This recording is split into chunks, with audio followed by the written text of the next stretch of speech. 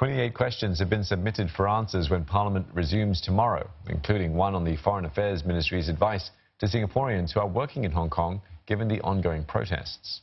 The Health Minister will introduce the CareShield Life and Long-Term Care Bill. Two bills will be up for a second reading. One aims to enhance the capabilities of the home team, while the point-to-point passenger transport industry bill seeks to regulate private hire car firms.